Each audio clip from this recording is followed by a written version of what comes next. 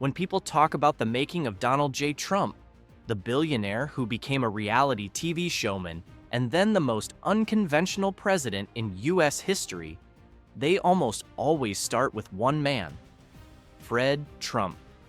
He was a relentless real estate developer, a disciplinarian who ran his home like a construction site, and the ultimate role model for anyone trying to build both an empire and a reputation for never losing. But there's another Trump in the story who rarely gets airtime: Marianne McLeod Trump, Donald's mother. She was elegant, Scottish, and the family's moral compass. Yet she often ends up as a footnote in her son's saga. It's ironic. For a man who can talk for hours about his golf courses, he's had surprisingly little to say about his mom. Donald was born on June 14, 1946, in Queens, New York, a true Gemini baby destined for a lifetime of split personalities: businessman and celebrity, tough guy and showman, tweet warrior and politician. He was the fourth of 5 children, sandwiched between Marianne, Elizabeth, Fred Jr., and little Robert. His father, Fred, was the kind of man who thought quality time meant reviewing blueprints together, while his mother, Mary, was a refined immigrant who brought charm and a touch of European grace to the Trump household. Unfortunately, Donald's early years didn't exactly come wrapped in maternal warmth and bedtime stories. When he was just 2, Mary nearly died during childbirth with his younger brother, Robert. The medical complications were so severe that she was absent from Donald's life for a long stretch during his most impressionable years. Psychologists call what often develops from this kind of early separation avoidant attachment. In simpler terms, it's what happens when a child learns, "If I depend on anyone, I'll just be disappointed." Adults with this pattern tend to project independence, crave control, and avoid showing vulnerability, traits that, say what you will, sound awfully familiar when describing a man whose idea of humility is declaring himself more humble than you'd ever understand. You could practically write a psychology textbook titled The Art of the Defense Mechanism. Fred Trump, the General of Queens. Fred Trump was not a man who hugged things. He preferred handshakes, hard work, and profit margins. If he were alive today, he'd probably have motivational posters in his office that said, "Winning isn't everything, it's the only thing," and "Don't cry, build something." To his children, he was both a role model and a looming thundercloud. Discipline was not optional in the Trump home. It was the family's love language. Fred demanded success, detested weakness, and seemed to believe emotional expression was what happened to other families with time to waste. When Donald began acting out as a teenager, throwing erasers, allegedly flinging cake at birthday parties, and treating authority like a challenge rather than an obstacle, Fred decided to outsource discipline. At just 13, Donald was sent to the New York Military Academy, a place where structure was sacred, marching replaced meandering, and sarcasm probably earned you push-ups. Most kids would have wilted under such rigor, but Donald thrived. The academy was basically a miniature version of his father's world. Strict rules, rigid hierarchy, and lots of shouting. For a young Trump, it wasn't punishment, it was training. Years later, he would call it one of the best decisions of his life. To him, the academy wasn't boot camp, it was bootstraps.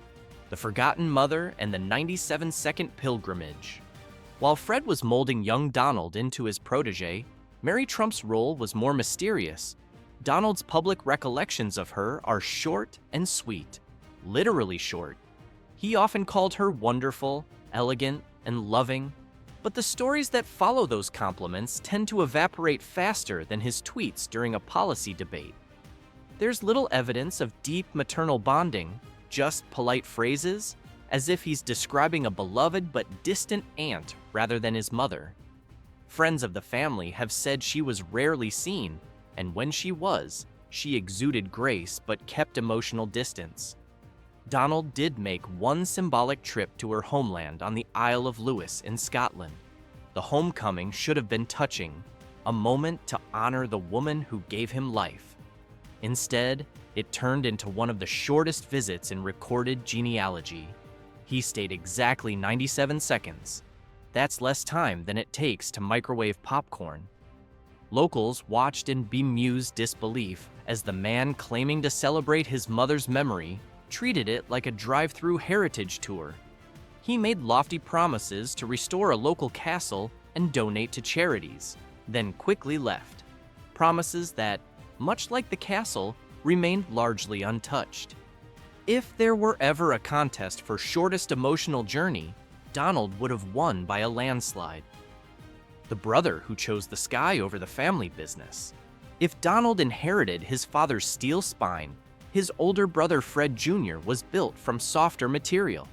Freddie, as he was known, was charming and kind, the sort of person who probably said please to waiters and didn't shout at clouds.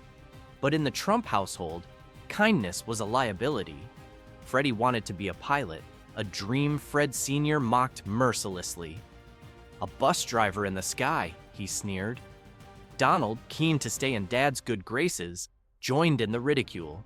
It was sibling pressure with a cruel twist. Freddie's dreams and spirit eventually collapsed under the weight of constant belittlement. He turned to alcohol and died at just 42. Donald often cites his brother's death as the reason he never drank, calling it one of the great lessons of his life.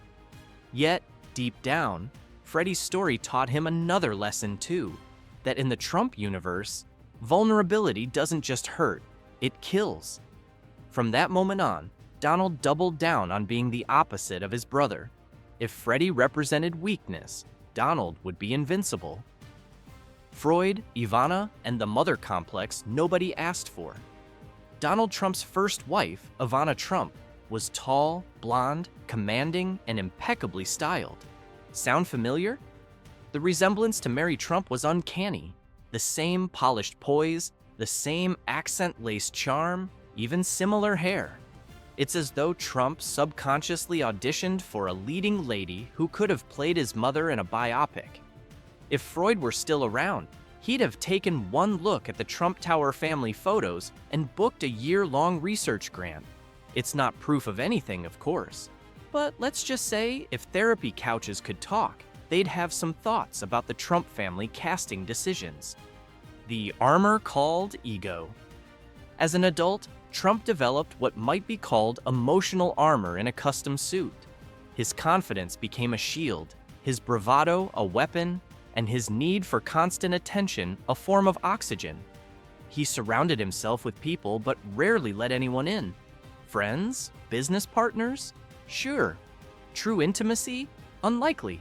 He often described himself as self-made, self-taught, and self-reliant, a one-man band playing the world's loudest success anthem. But beneath that thunderous exterior lies something more complex. Psychologists would argue that his constant need to be seen isn't necessarily about vanity. It might be the shadow of a boy who once felt unseen. And when love feels conditional, performance becomes survival. For Donald, applause wasn't a luxury, it was proof he existed. The father's fall and the son's reflection. In the 1990s, the unshakable Fred Trump began showing signs of Alzheimer's. The iron-fisted patriarch who once ruled the family with authority now struggled to recognize his own children. During one family gathering, Fred reportedly failed to recognize two of his kids, but lit up when he saw Donald, showing him a picture of a car he wanted to buy. It was a role reversal that left Donald visibly shaken. The father who once judged him was now seeking his approval.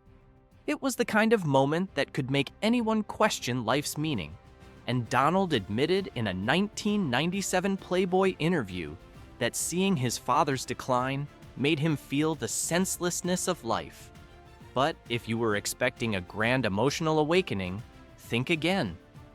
At Fred's funeral in 1999, Donald's eulogy began not with his father's virtues, but with his own business achievements. It might have sounded self-centered, but perhaps it was his way of speaking the only language his father ever taught him, the language of success, nature, nurture, and the Trump cocktail. So who made Donald Trump the man he became? Was it his father, the drill sergeant in a suit, who measured love by profit and punishment? Was it his mother, absent through no fault of her own, whose emotional distance left him craving validation? Was it military school, which reinforced the idea that power comes from control? The truth is, it's all of it. The man who calls himself the chosen one was shaped by a family that prized achievement above affection, discipline above empathy, and winning above everything. When you grow up believing love must be earned, you spend your life trying to prove you deserve it. And when your father's motto is, "Don't be a loser," humility becomes a foreign language. And there you have it. If you found this deep dive into the Trump family psychology as intriguing as a White House press conference with extra popcorn, don't forget to hit that like and subscribe. Thanks for watching, and as always, stay curious, stay entertained, and I'll see you in the next one.